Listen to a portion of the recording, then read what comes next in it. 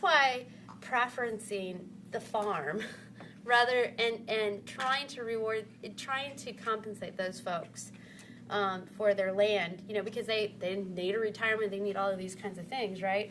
Is like got to be crucial. It has to be saved as farmland because soil is such an irreplaceable resource, and so we have to make that a priority in this arena.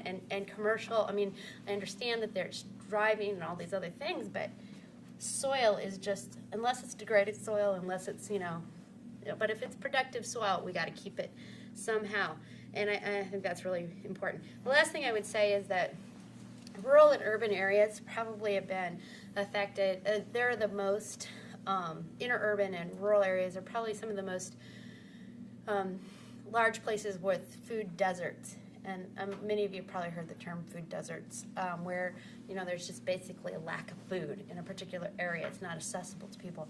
And in rural areas, that comes from if you have a car and you can maintain the car and you can buy gas, you can get to your regional Walmart, 60 miles away in the Great Plains. But if you can't, you're kind of stuck. And so if you're elderly and can't drive, if you're young, if you're too poor to have a car or to maintain a car or to put gas in it, it's an incredibly difficult problem. But those energy costs and all of those logistics costs come back to rural grocery stores if you try to do things, because the grocer co-ops have consolidated because of the consolidation of the grocery industry, and so now you can't get a distributor to bring you food, particularly perishable items. So these are all things that play into food deserts in rural areas.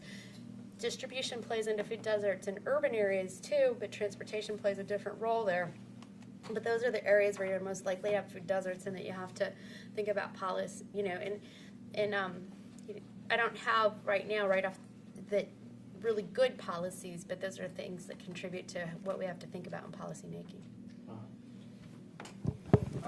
Yes, I think, let me just add a little in terms of the urban food desert. You have to also overlay racial redlining, because it's not just the food desert, it's basically the insurance desert, it's the restaurant desert, it's the bank desert, it's all those things overlaid, access to good quality schools and et cetera.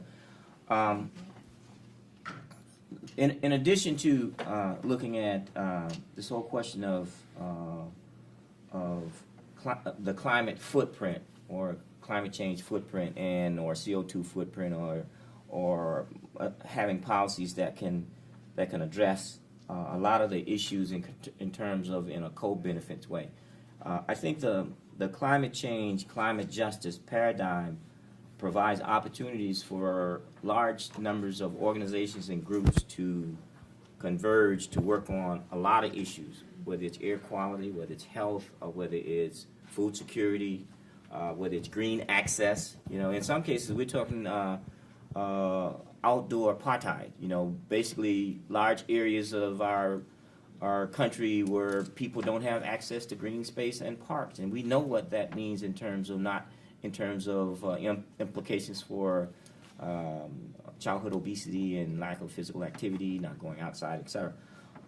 Energy is a major area, and I think when we talk about addressing our energy policies and getting transitioning from fossil fuels, that means that it will impact workers and workers who are in those industries, and so that we have to have some policies structured so that there is a transitional period, so we talk about retraining, retooling, and as we bail out, Detroit and General Motors and all the corporations, I think we need to talk about how we're going to also transition to deal with new forms of transportation and new forms of development in terms of urban community development and regional development that will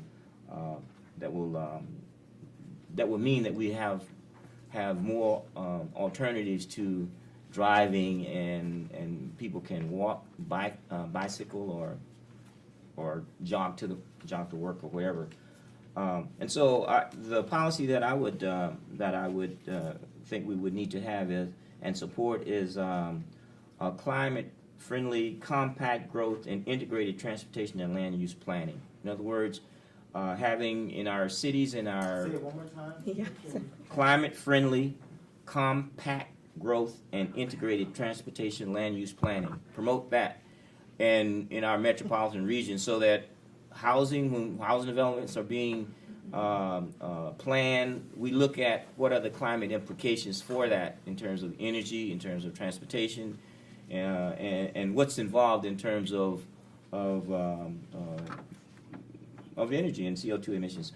In terms of what is the footprint? And when it comes to developing new, in terms of our regional planning, transportation improvement plans, and our regional transportation plans that's done by our metropolitan planning organizations, our MPOs, just look at the plan and see the extent to which those plans contribute to mobility, access, and also look at where the dollars are being used and the extent to which we may be helping a problem or exacerbating a problem. And so that when we look at our cities and our counties, et cetera, have within those government frameworks a climate change overlay that can calculate what it is that our government operations are doing in terms of our solid waste department, the trucks themselves, in terms of whether they're diesel or whether they're running off of fuels that's inefficient, in terms of our schools, whether our schools are green, and whether our school buses, start doing an audit of all those things that we know you can get a handle on, and as we, track those and map those, and how do we start to convert to a more sustainable and healthier and more climate-friendly operation. And those are things that are going on all across the country, and it's unfortunate that there's such an imbalance